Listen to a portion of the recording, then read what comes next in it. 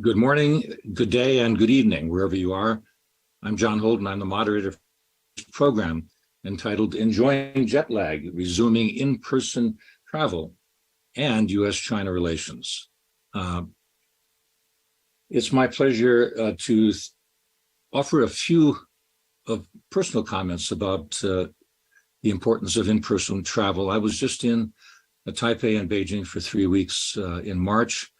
Together with Scott and Paul Triolo, who are on our program today, saw a lot of old friends and was reminded constantly of the importance of the personal connections and the offline or off, we don't know what we say offline or online anymore, but the informal conversations that I had with so many people that provided the texture and also provided the joy of friendship that has been so lacking because of the restrictions on travel due to COVID. My first travel to China was in 1974, and it was interesting to be back after the longest hiatus in my own career since 1980. And I was reminded that at the end of the day, what really matters to me personally has always been the friendships and interactions with the Chinese people that has been the hallmark of my career. So it's my pleasure now to introduce the two intrepid travelers, Scott Kennedy and Wang Jisi, who've put their money and their mouths where put their money and their masks where their mouths are to travel across the Pacific last year during COVID. They endured a combined total of nearly 70 days of quarantine, Jisi on 2 trips to the U.S. and Scott on 1. They will tell you all about that, but just let me offer a few initial comments about Wang Jisi and Scott. Jisi and I first met each other on a summer day in 2000 or 1999 it was. And we've stayed in touch since. He is, in my view, the most astute and even-keeled analyst of U.S. China relations. And it's not surprising that he has twice been named by Foreign Policy as one of the world's 100 top global thinkers. It's funny, a little anecdote aside, when I was studying classical Chinese, I used a textbook called Gudai Hanyu, Ancient Chinese, that was authored by Jisi's father, Wang Li. I didn't know about the connection till many, many years later, but his father was a great scholar at Peking University, where Jisi spent most of his career. Scott Kennedy and I got to know each other a little bit later, but we've been close ever since, and I can tell you that Scott is a man who doesn't give up easily, as I know from the golf course. Yeah, he's a man with a great determination, who, in addition to his yeoman efforts to understand China and the China business community world, he has been a marathoner, and recently came back from Beijing with a bad cough and still completed a marathon. So he's somebody who's not going to be dissuaded from travel just by some pesky COVID and quarantine restrictions. So let me ask Scott and Jisi to talk about the work that they've done.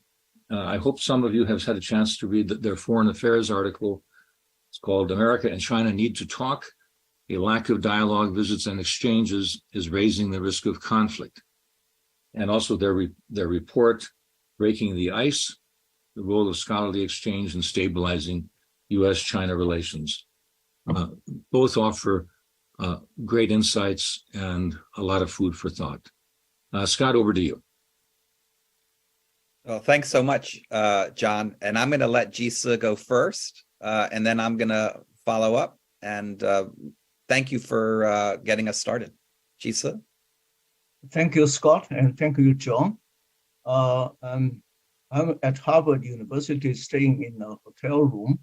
I'm traveling. The first stop was Singapore, and then I'm in the United States, and I'm going to Paris and London before I land in Beijing again. So I'm very happy to talk about my experiences traveling. First of all, last year I traveled to the United States twice. But before that, what prompted me to go to the United States was the sudden death of my best friend and mentor, Ezra Vogel, one of my best friends and mentors. And we had exchanged dozens of email messages in the previous few months and had co-organized 3 video conferences. But then I wondered how much longer people like Ezra and myself, and also an old man, would have to wait until we are able to see each other in person. Unfortunately, I didn't see him in person before his death. So that is my personal connection when John Holden said, personal connections. So that was, what prompted me to come to the United States. Of course, Scott Kennedy played a great role in inviting me. And my first meeting in the United States last February was with Ambassador Qingguo, and how now he's a state counselor and foreign minister. At the time, of course, he was China's ambassador to the United States. So what he told me when Scott didn't come, he complained a great deal about the mixed understanding or misperception of the United States about China. So that made me think again then what we should do, that is to explain China to the United States and also explain the United States to China, because we encountered a number of problems in our travel, especially in my travel.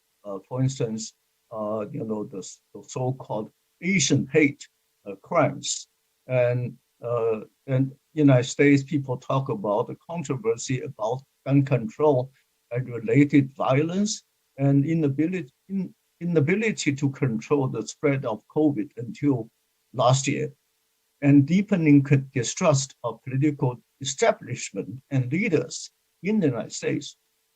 In our conversations, when I raised these issues with Americans, my counterpart usually said, yes, the problem you pointed out do exist, but there are also some encouraging sides of the United States I didn't discover. But anyway, I think one important issue when I talk to my American interlocutors is that whether the United States is a declining power.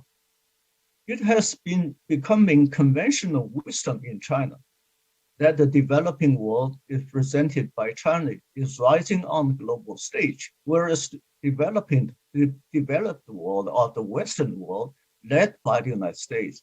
I don't think that is something you often say in the United States, the Western world is led by the United States. Anyway, that is a Chinese conception. And the United States is declining power. This is captured in the Chinese catchphrase, the East rising, the West declining, 东升西降.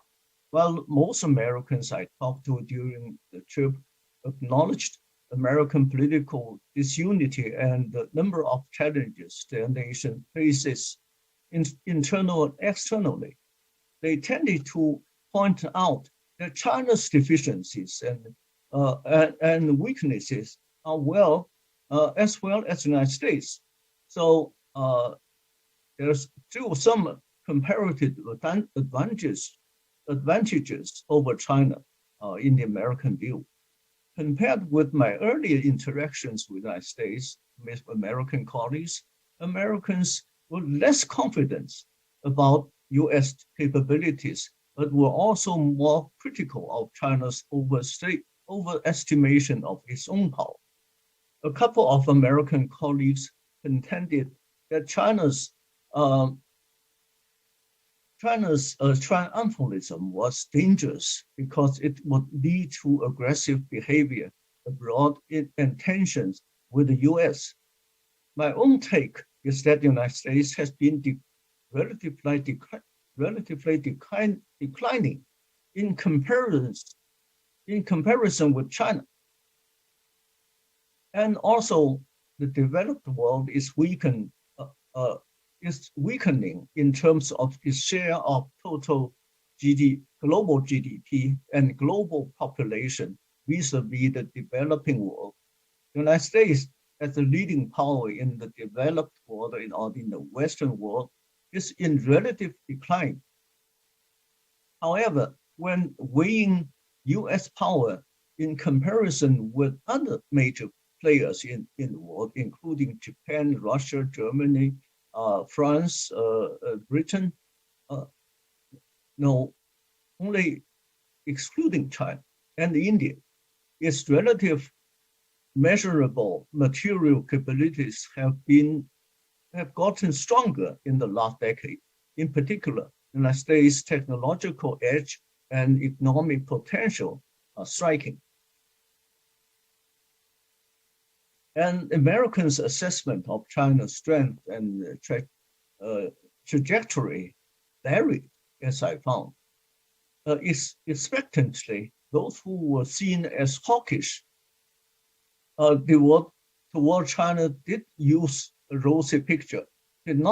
a rosy picture of its future, while those others who had business interests with China did not usually depict a disappointing trajectory.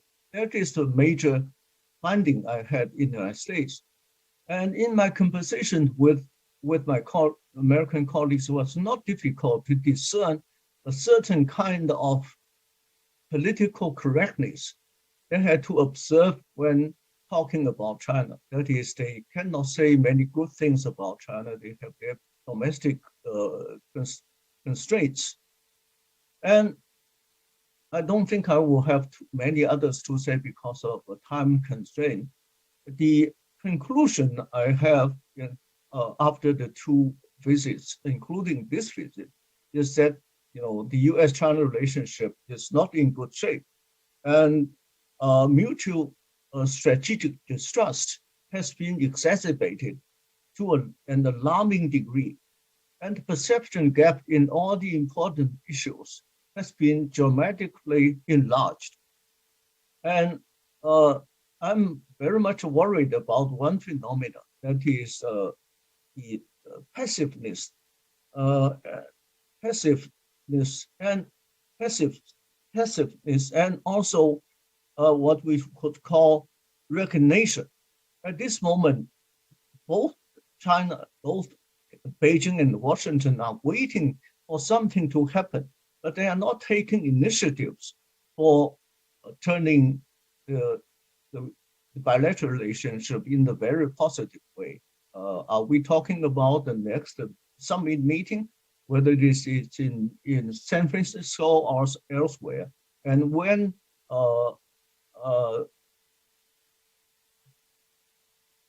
the U.S. Secretary of State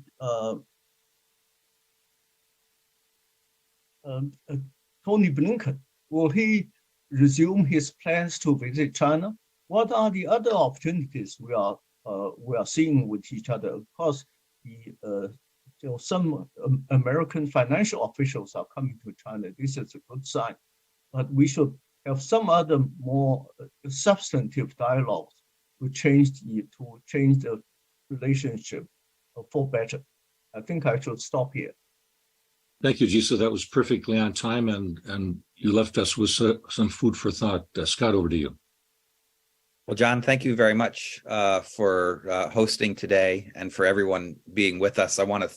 I've gotten very, very lucky on this project from beginning to end. My first big luck was persuading successfully Wang Jisi to join me in this enterprise, and really can't thank him enough, as well as Beida for supporting the work that we've done, as well as my colleagues at CSIS, both its leadership and in our program.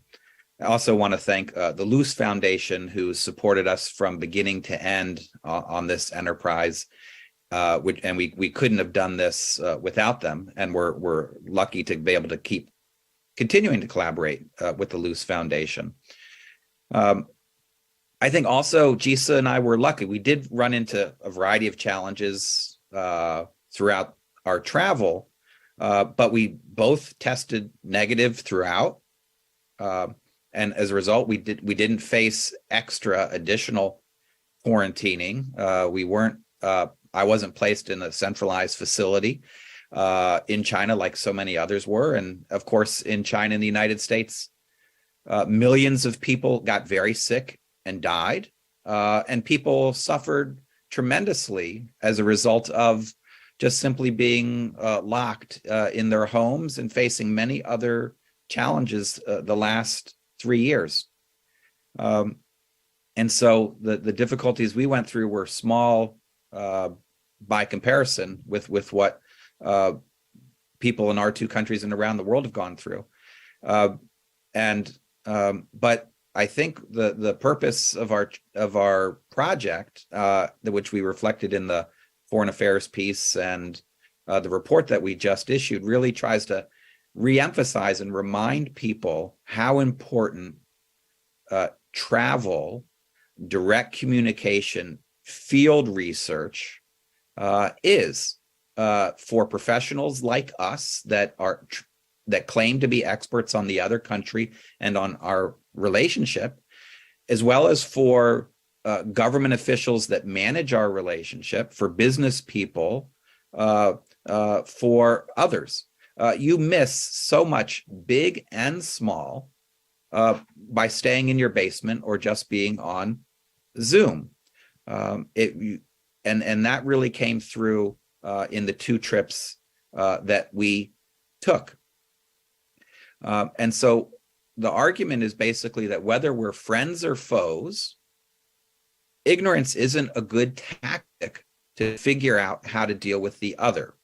Being smarter is better, regardless of the way you evaluate the other country and the type of relationship you want.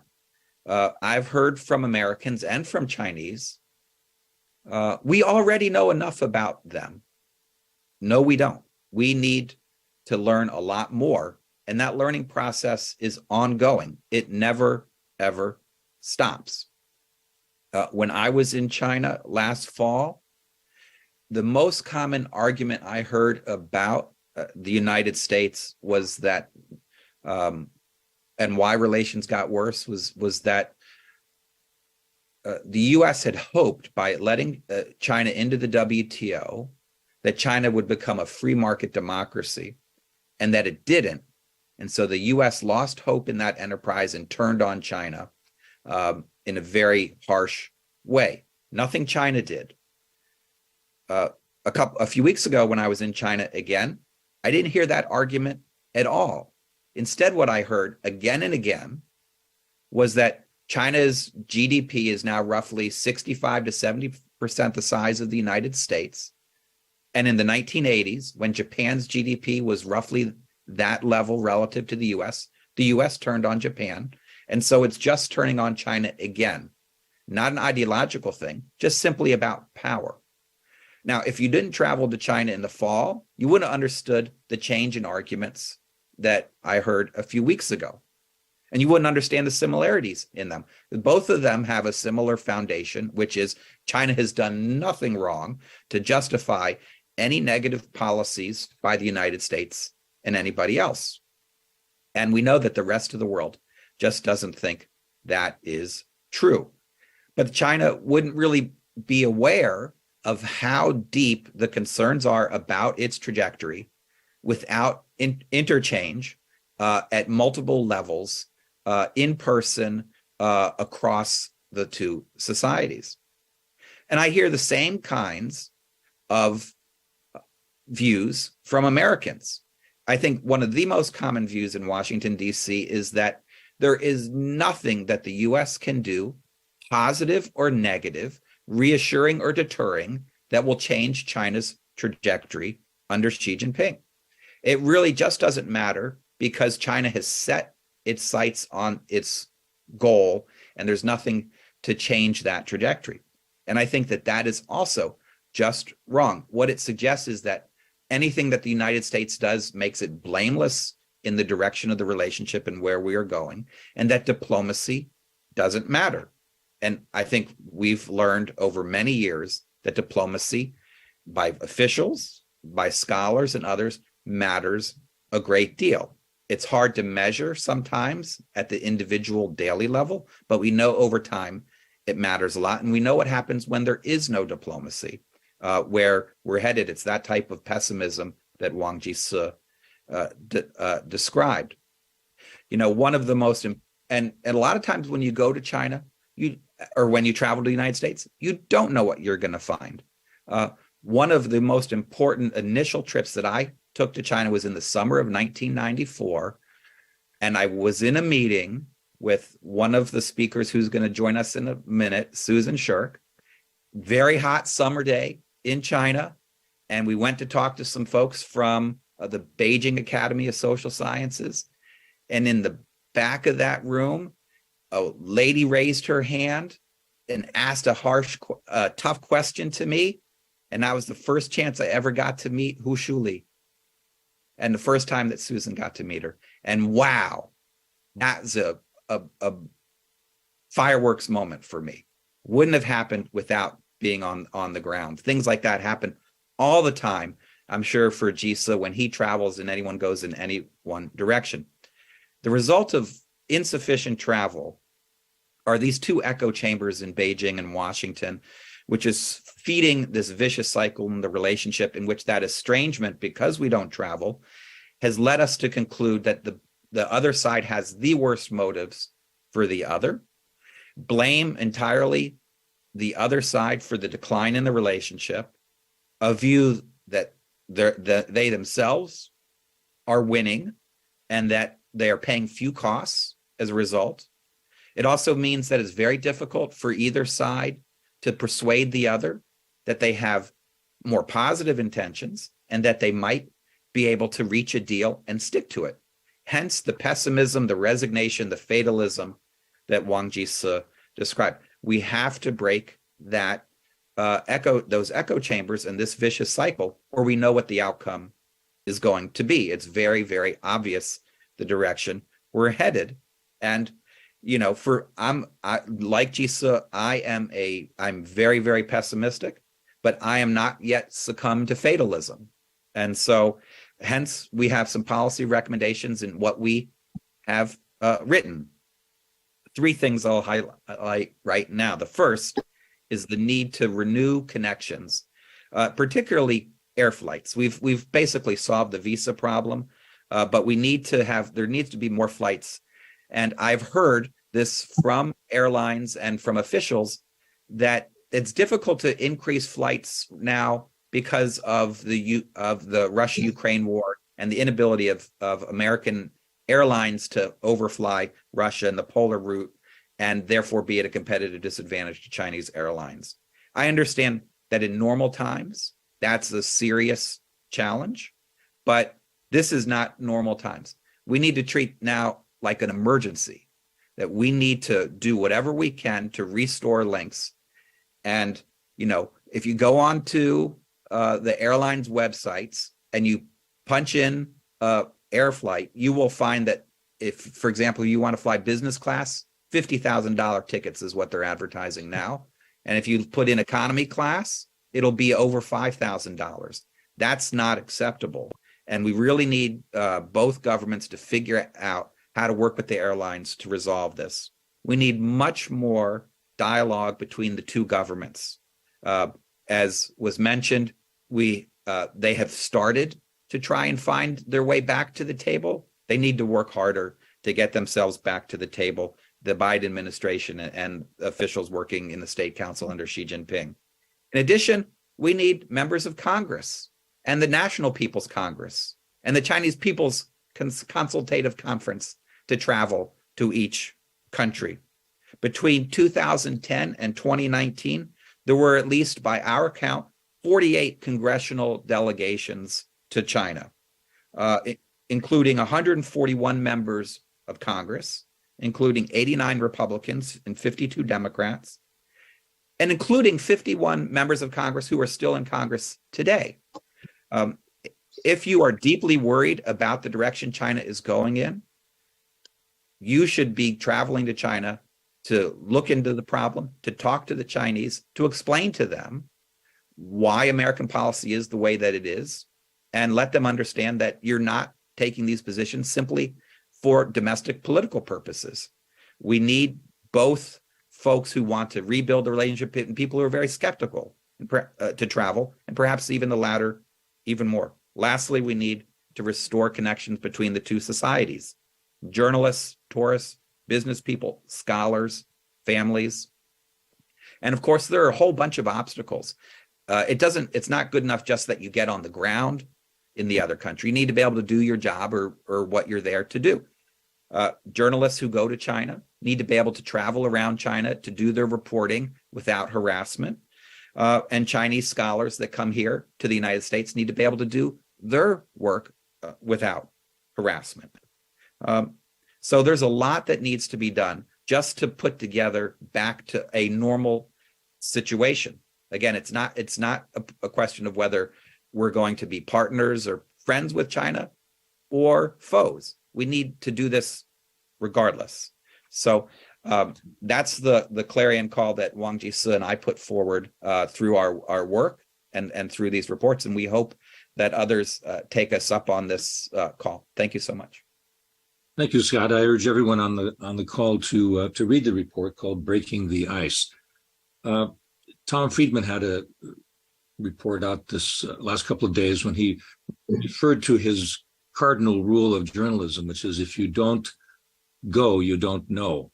And I think that applies here as well. It's now my pleasure to introduce our three commentators, each of whom will have about 6 minutes or so to offer their reflections on the issue that we're discussing. The first is Susan Shirk, who is the chair of the 21st Century China Center at UC San Diego.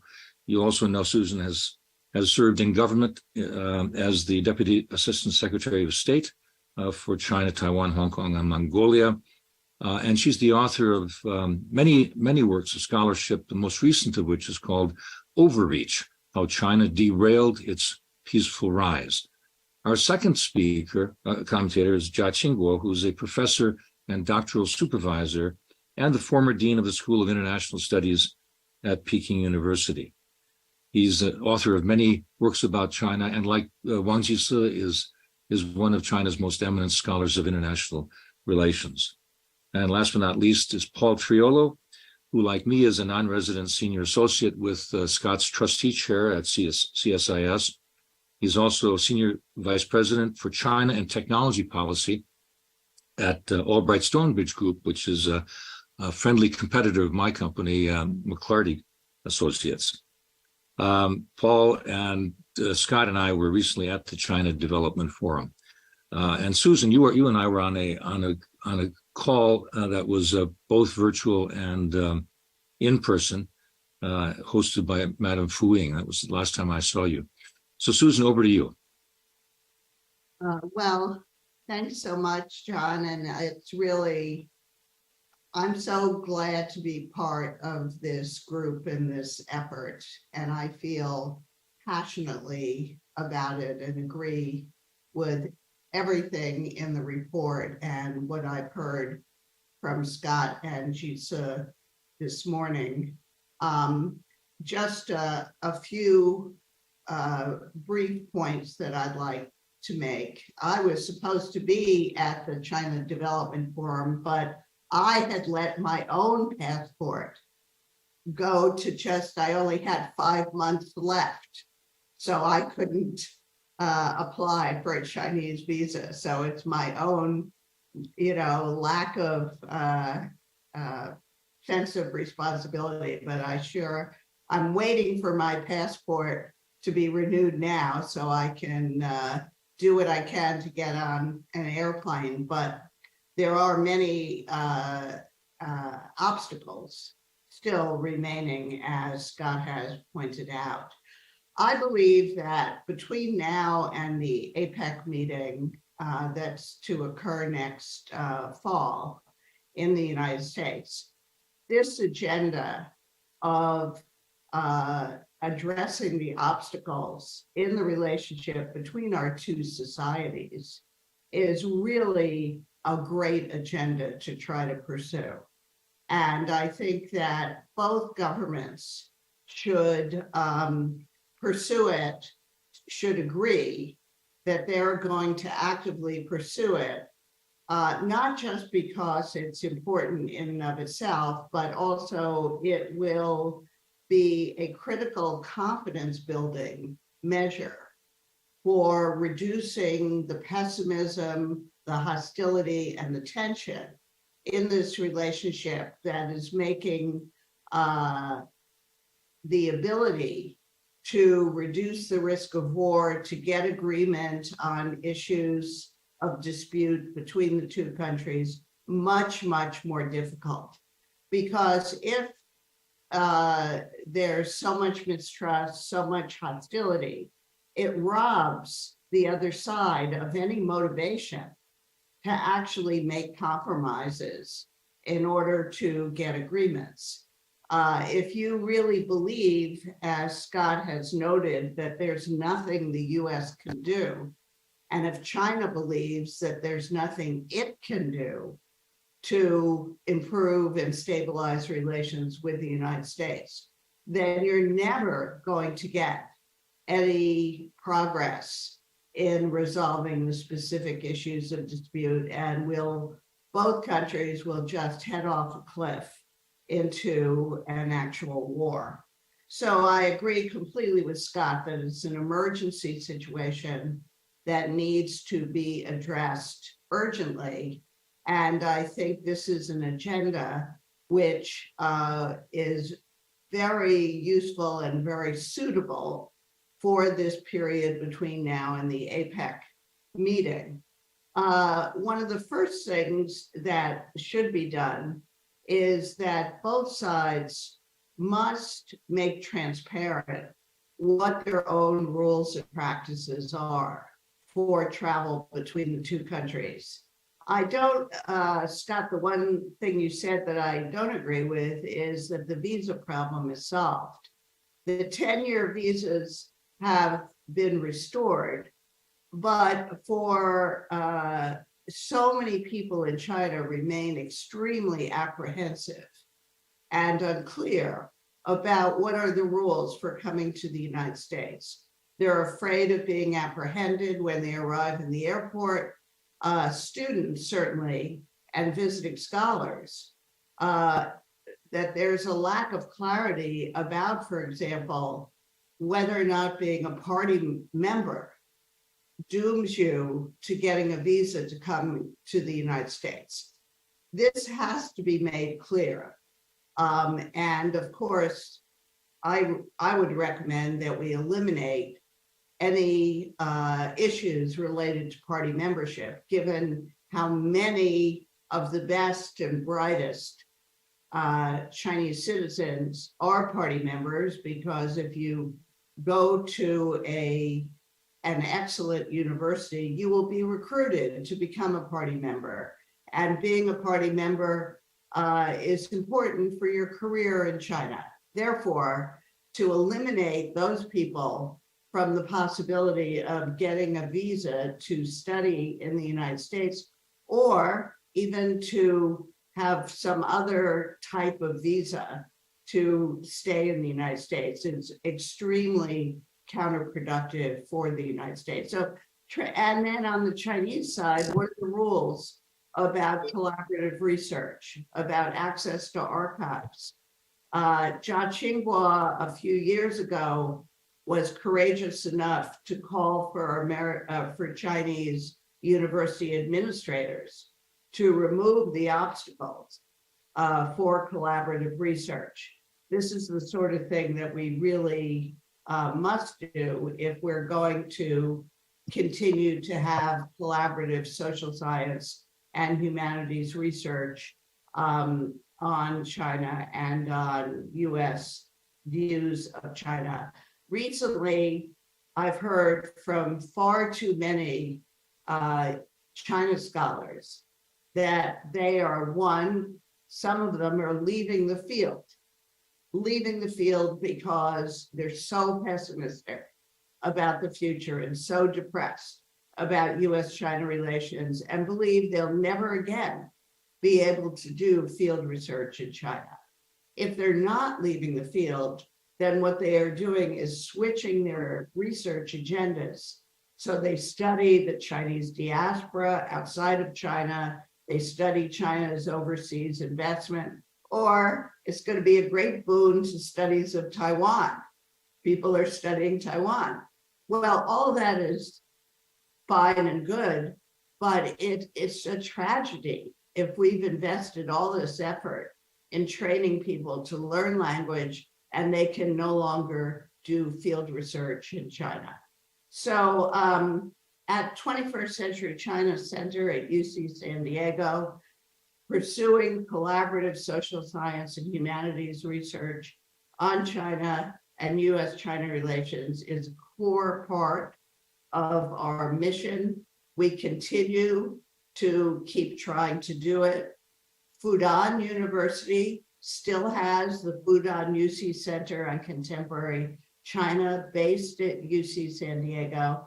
So things have not been totally destroyed, but it's essential that people outside of government, as well as the foreign ministries, the ministries of education, together, I would say, probably with the FBI and the Ministry of Public Security, we should have working groups, a collaborative group of these bureaucratic agencies to pursue this agenda on how to restore, eliminate the obstacles, improve transparency and what the rules are, and improve the rules so they facilitate collaborative mutual learning between the two sides.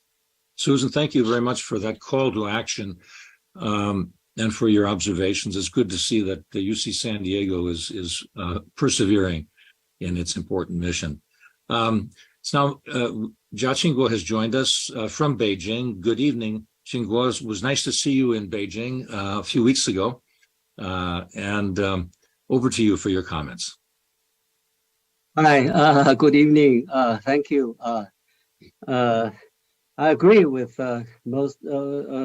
almost all of what Scott and Jisi put in their report, their suggestions. I just came back from the U.S.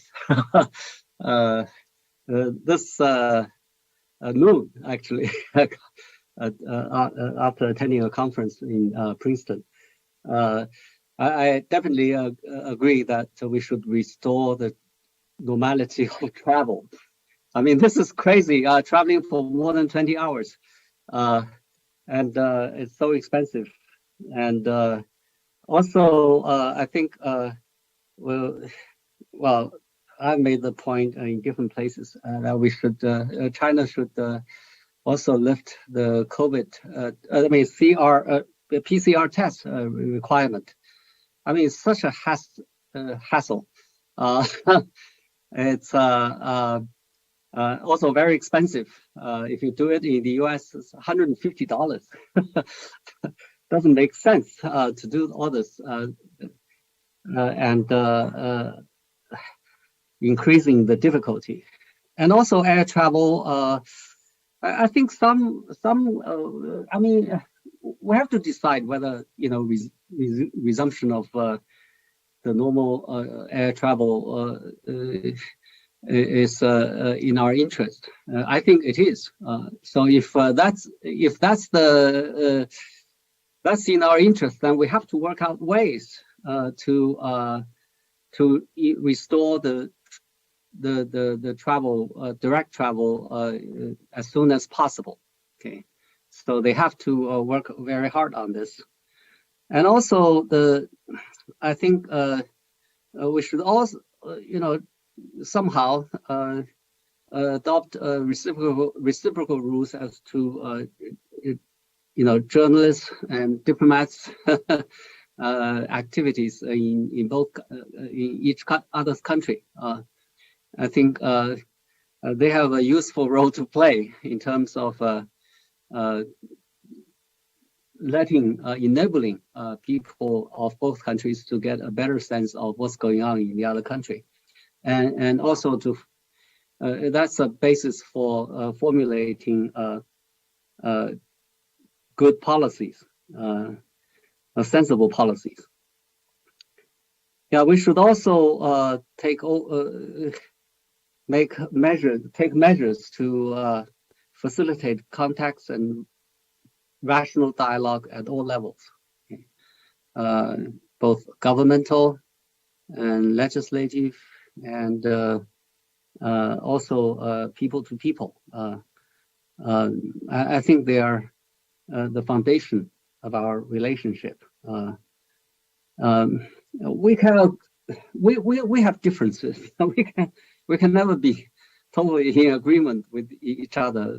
That's how international relations is about. Yeah, but we need to have the contacts and dialogues to have a useful to protect our respective interests, and also to facilitate stability and peace and prosperity in the world. Also, we should make efforts. I think people. I was in the States, for 3 months. I know a lot of people pragmatic. They don't want the relationship to get to go from bad to worse and to confrontation and conflicts. And these people are rational, pragmatic. I think we have people of this kind in both countries. A lot of people. The problem is now under a politically charged atmosphere, and these people have a difficult time to express themselves. I think we should encourage these people, the dialogue and communication between the pragmatic and rational people. We should make efforts not to let the more extreme people to take hostage of the relationship and to bring the relationship down to the drain. It's our responsibility. And finally, I think both countries should take more proactive approach to stabilizing the relationship. If you believe that the stabilization of the relationship and also improving the relationship is in our interest, then you should just go ahead and do it. Okay. You should not. There is a phrase saying that the guy who tied the knot has to untie it. I think this is a very negative or reactive approach. It's not recommended. Why? Because if you believe this is the right thing to do, you should not leave. You should not leave it to the other side to do it. You should do it yourself. So both sides should take this attitude instead of blaming the other side for not taking the initiative. You should take the initiative on your own. You should never leave doing good things in the hands of the other side. That's a principle. Okay, let me stop here. Thank you.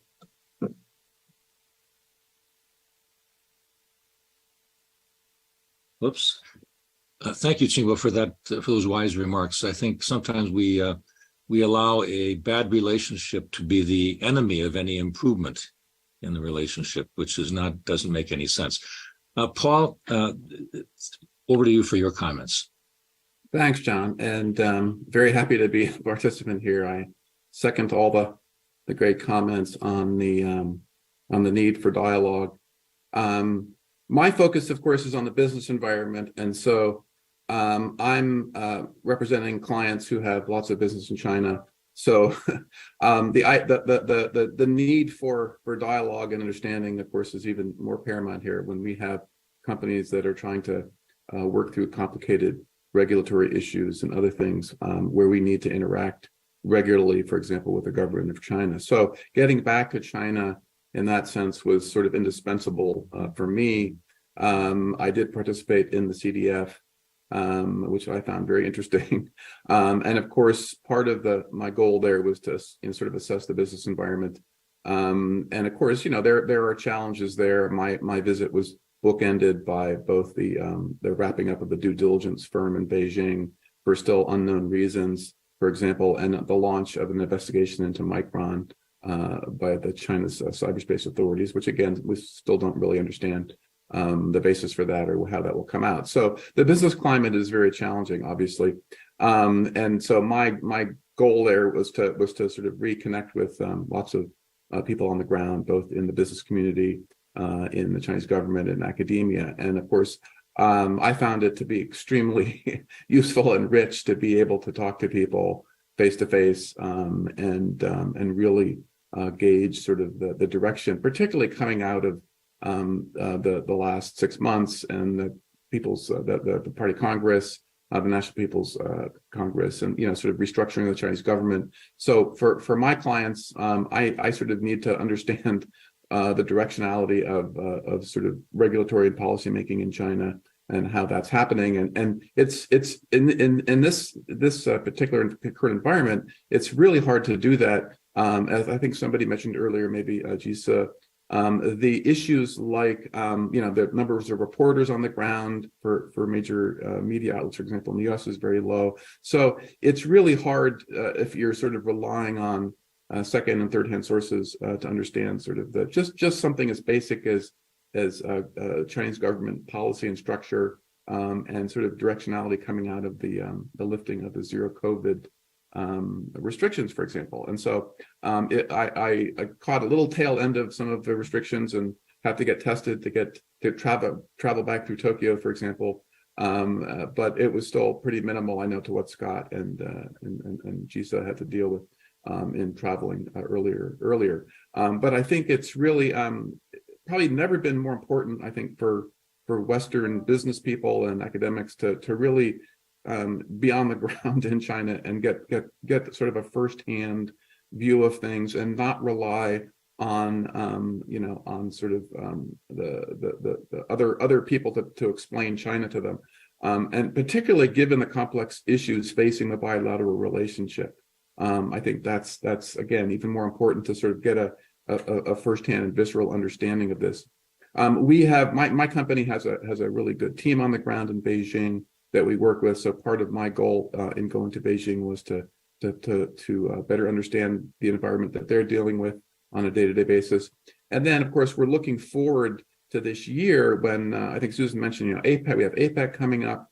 So there's going to be lots of interactions coming up between senior leaders and others. We're going to be helping executives travel to China to talk to Chinese government officials, for example. That was one of my goals, is sort of laying the groundwork for that, because we've had 3 years of very few visits by U.S. business people, for example, and so there are still many complex and difficult issues that my clients face in China, and so the next 6 months is going to be really important in sort of getting back to some level of a regular cadence of visits. We traditionally have helped our executives and clients visit fora like the China Development Forum and Boao and other trade fairs, so that they can sort of talk to Chinese leaders at both the national and provincial level, and really understand, again, sort of the directionality and how the system is moving forward and how to think about it.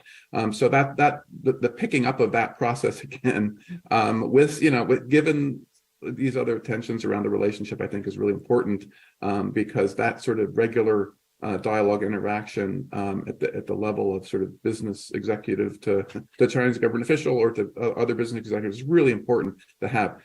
We're all tired of 3 years of Zoom, and you can do a certain amount through Zoom, but those face-to-face meetings and dinners and sort of off the record kinds of discussions are really critical to have, and I would say particularly in the business community. So I'm really happy that some level of travel is resuming. I'll be returning to China in May again for a conference, and some continuing to meet with Chinese government officials and members of the business community. I touched base with the embassy also, which is in Beijing, which I think is a little frustrated with some of its inability to get some meetings. But I hope that will pick up, and there'll be sort of those dialogues at all levels. I think are critical to have to sort of rebuild after 3 years of of really tough going, which I think the pandemic and that lack of context has contributed to the overall state of the relationship, by preventing those kinds of regular dialogues, which really color and change people's perceptions. I think I can tell sometimes when I read something in the media or in other venues that seems like there hasn't been, that's based on only sort of secondary or tertiary readings and not on sort of firsthand experience in China on the ground. And I think we're at a really critical moment in the relationship where that becomes even more important than it normally is. So I'm really happy to associate myself with Scott and Jisi's efforts to sort of emphasize how important dialogue is. And coming from a business perspective, it's really indispensable. I don't know how we could really function and help clients without being able to sort of be on the ground and kick the tires and talk to people and really get out and talk to lots and lots of people, as many as possible, because China is such a complicated place and we're dealing with such complicated issues for our clients. Let me stop there. Thank you, Paul. I'm reminded of a couple of projects that clients of mine had right before the pandemic began that were aborted because they couldn't travel, they couldn't meet people, they couldn't visit sites. And some of those have disappeared forever, actually, those opportunities. But the importance of travel for the business community cannot be overemphasized. I forgot to invite members of the audience to submit questions, which you're welcome to do in the chat. And while we're waiting for those, I'd like to just ask Scott a question and Jisi about the tone of the report, which I thought was very carefully worded. And you made the point that travel and contact is necessary, but it's not sufficient to improve the relationship. But just maybe if you could offer comments about what it was like drafting this very, very subtle document. Well, I want to thank everybody for their feedback and suggestions about the report and what needs to be done. I really appreciate those very constructive, positive suggestions, and I hope people that are watching in Washington and Beijing take up your call to make positive changes.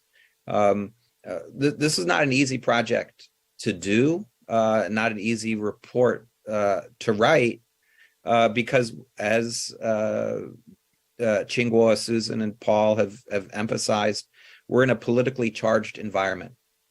And we're scholars, and our typical tone for how we write is not politically charged. My preferred tone is boring. I like to write things that just have people think and ruminate over. I'm not good at campaign slogans or things like that. And so, but through the process of doing this, I think, it came clear to us sort of the broader challenges that we're facing, and also a reminder of what you can learn and what you need to learn. And, if there's one thing that I just want to pick up, that not a disagreement at all. I'm sure that Jia Qingguo wouldn't disagree with me, but I want the most skeptical people on both sides to talk to each other, not just the people who understand that engagement and connectivity and solving problems is important, the what he calls the pragmatists. I want the people who most fervently are worried about the intentions of the other side to talk to each other, to listen and to explain, because I think that those deep concerns are not made up out of thin air. There are genuine, reasonable things that Americans are worried about China and the Chinese are worried about the United States. The economic relationship with China has, I think, on balance, been extremely valuable to the United States, but there have been both winners and losers, and both sides need to be a part in that conversation. And as our economies change, as we go more high tech, as we adapt artificial intelligence in what we're doing, our relationship is going to continue to generate both people that benefit and people that find challenges from this relationship. And on the national security side, the exact same. I want those who are most concerned about Chinese intentions and Chinese who are most worried about American intentions to talk to each other. So it's very difficult to, I think, describe that goal in a way that makes the skeptics feel like we are not arguing for making concessions and just simply putting up the white flag. That is not what we're saying at all. And so that's, to me, one of the toughest things to get across to people, that dialogue and learning isn't a concession that you give to the other side. It's in your self-interest, deeply in your self-interest. Let me turn over to Wang Jisi. Jisi, would you like to add anything to that? Yes, I think I agree with what everything Scott just said. I want to add one thing to that. That is, as scholars, one criteria we judge our achievement or whatever is objectivity. It's not taking side, but I think the audiences and many observers in both countries are making a political judgment as to what we say. Recently, I incurred a strong criticism from some people who commented on Scott's and my essay. And the point is, who do you think you are? You are Chinese. Why don't you take the Chinese position first? And you seem to be speaking on behalf of God. That is not good. But so I think we know, even if we were very, very careful in our wording and in our tone, we still incur some more attacks. And I privately received an email message from an anonymous person saying the same thing. So that is, you are not in a Chinese position to analyze things. So I think I hope we will set up some kind of standard or criterion to make our own judgment. Of course, we are Chinese or we are American. But we are scholars, and you judge scholars, from some other perspective rather than the political perspective, other than being diplomats or political analysts. That is something I want to say, but I want to add something else. That is, Tom Friedman and Paul and Scott and Susan and many others are talking about correspondence, U.S. correspondence in China.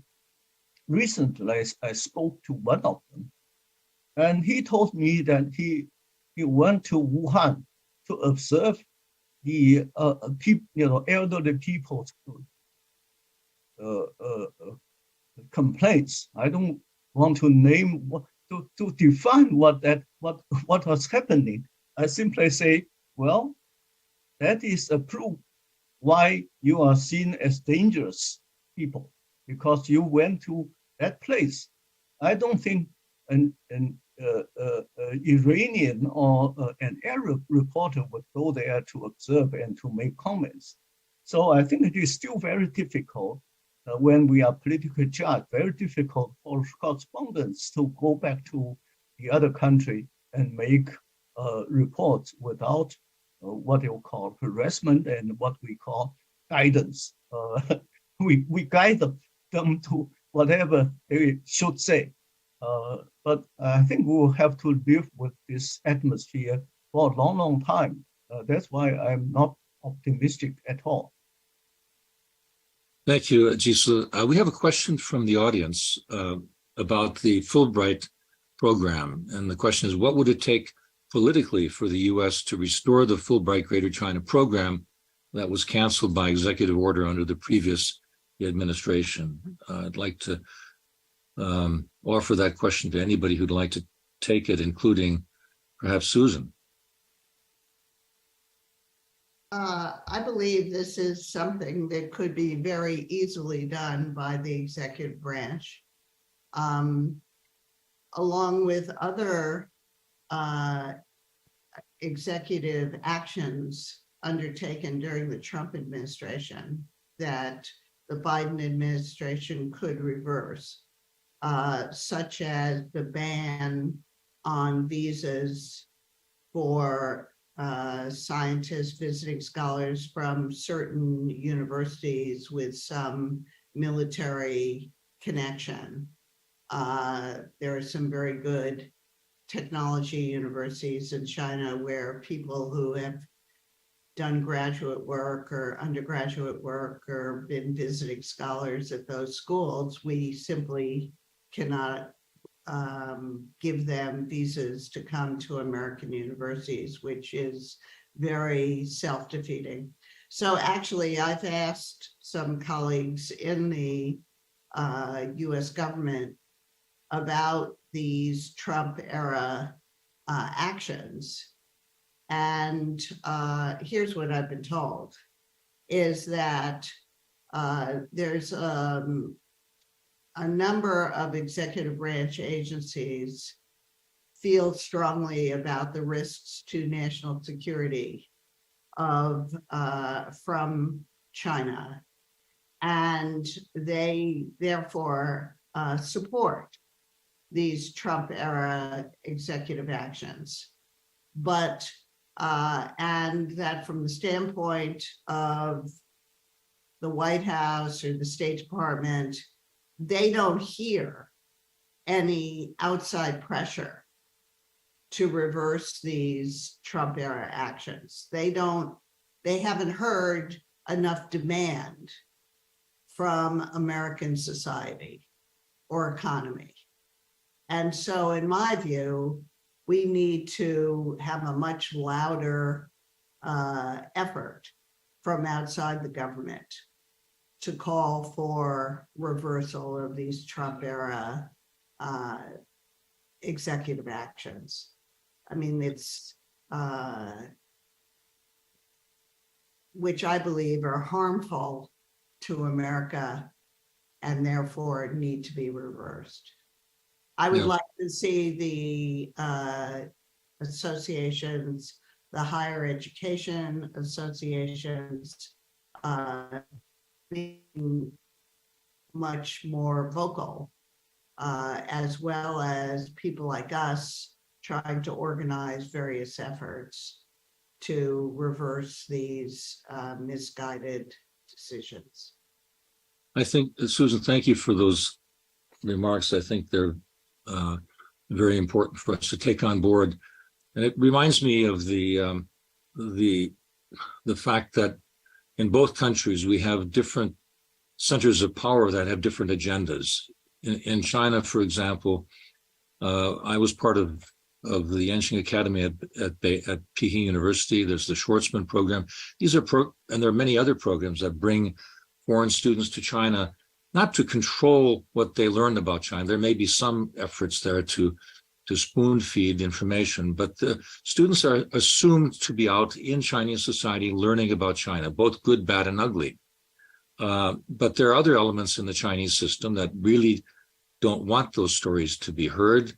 They want to 讲好中国故事, they want to speak well of the Chinese story, as opposed to talking about the many, many Chinese stories, plural, right? Because there's so many of them.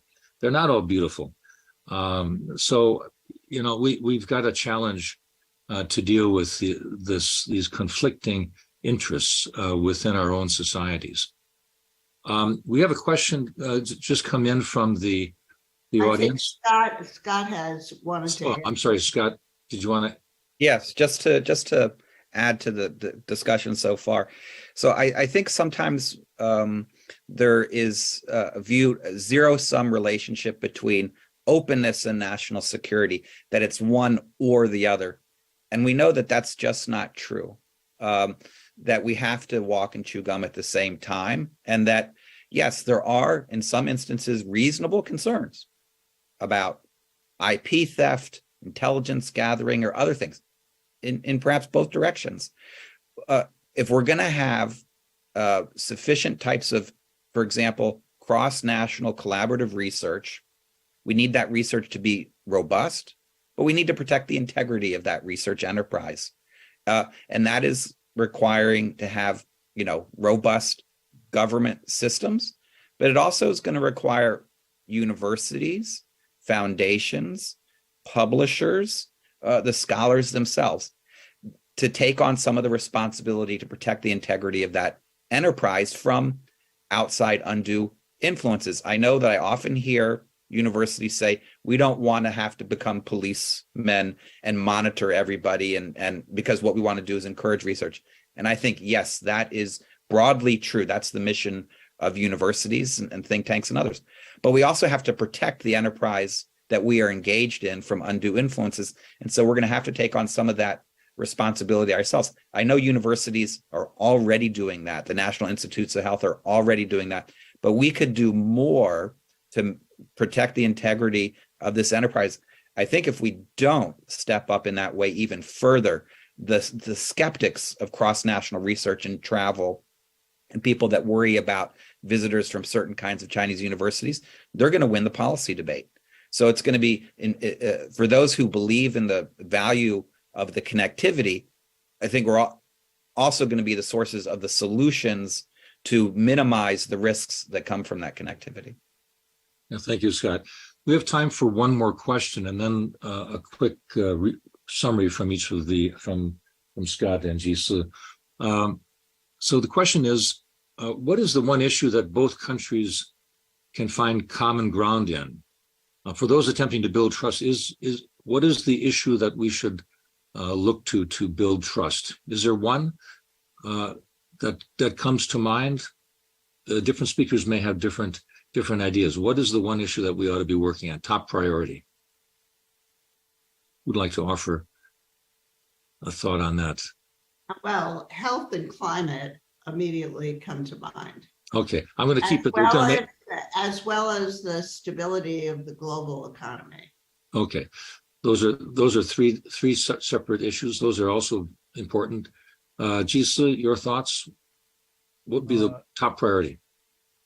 Health cooperation. We are faced with an aging problem. So we do need American medicine. We do need American sciences to help us improve our life quality. Thank you. Professor Jia Qingguo, the one issue that you'd like to resolve? Well, there are many issues that we have shared interests. The problem is they are not perceived as shared interests. One of the things that we must work on is to avoid conflict, avoid a military conflict, especially. That's certainly very important. Paul, you have the last word on this question. I would second Professor Zhao's comments on avoiding conflict, but I also think really important the green technology and environmental issues seem like a area ripe for agreement. It's a transnational existential issue. I think both sides have agreed on that, and so much going on in that space. We are helping companies in that space that there's a China angle, and I think there's a lot of uncertainty around whether this is going to be an area of cooperation or hopefully not confrontation. I think that's one of those things that should focus minds both conflict and sort of the long-term existential threats. Thank you, Paul. So the last 5 minutes are reserved for Jisi and Scott for some concluding thoughts. Jisi, would you like to go first? I think Scott will go first. Okay. I'm happy to go first, and again, thank you, Jisi, and for the collaboration the past 2 years on this. We have more work to do, obviously, and thank you to Susan, Qingguo, Paul, John for your valuable contributions today, and also being mentors to me, trying to understand how China works and trying to make U.S. China relations better. And again, to our teams at BEDA and at CSIS. I think that, again, just to foot stomp a central point is, again, we're not saying that the U.S. and China should get along on every issue or cooperate on every issue and put all the problems behind them and just ignore those things. We have very serious disagreements. A lot of those are really highlighted well in Susan's book. These are serious problems which are not going to go away. And there's justified reason why our relations are where they are. But that doesn't mean that there isn't more to learn. There's always going to be more to learn. There's a lot that we don't know. I would say, over the last 3 years, I've probably written and spoken more in that 3 years than any other 3-year period, partly as a result of the pandemic. But my level of knowledge of China has gone down during that period. But you wouldn't know it, because when I speak and when other China experts speak, we typically speak as a source of authority about the topic that we study. And in fact, we know a lot less. That X factor is larger. The certainty with which we know things is gone down. And we've got to we're always probabilistic in what we say, but we're a lot less probabilistic in really what we know. And so resuming interchange to allow fieldwork, to allow in-depth scholarship in both directions is just critical. Fieldwork is just one of multiple methods, reading, doing quantitative analysis. There's lots of different things that we need to do to triangulate to better understand. But field research is central to understand how policy is made, the policy choices that weren't selected, the social context in which policy was made, and to explain how American policy is made to Chinese. So that's just all critical. And I thought that this was something that was sort of common knowledge that is accepted. But I think in this day and time, these aren't things that are taken for given. In fact, people are quite worried about this and think that they are extravagances, but they're not. Finally, I just want to say that this is, broadly speaking, we're talking about U.S. China relations today, but we're really talking about, we live in a much larger world in which China is part of an international community and the U.S. is part of an international community.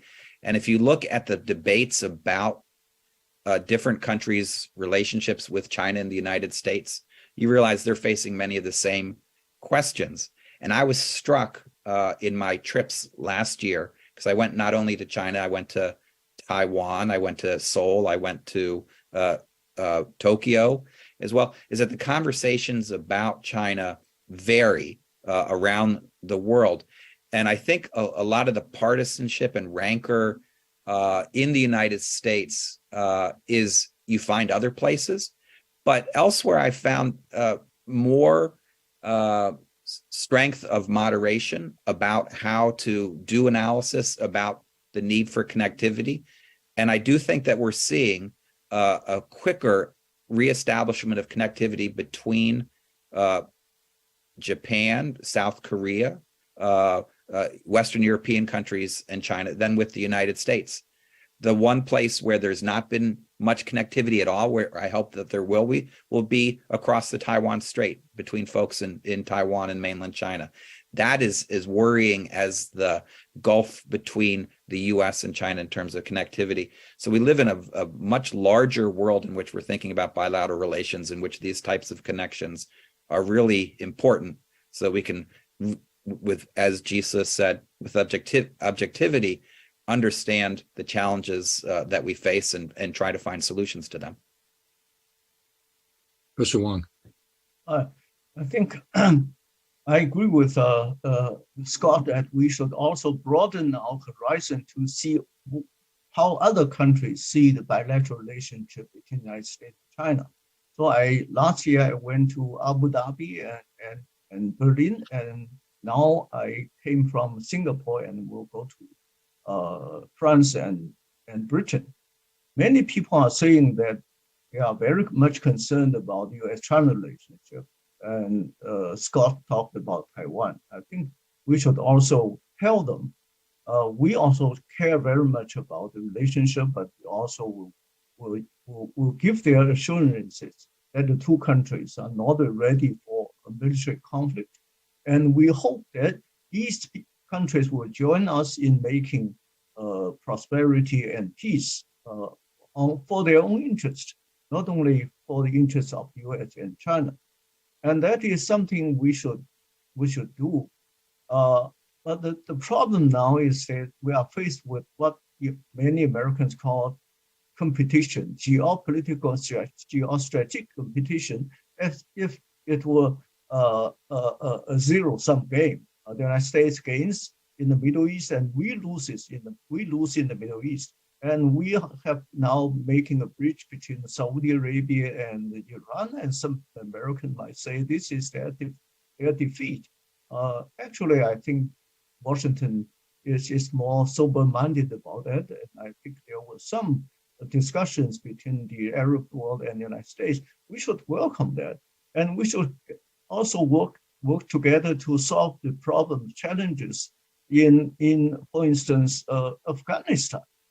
And of course, we will have to pave the way for peaceful negotiation between Ukraine and Russia. So there are many things we can do together.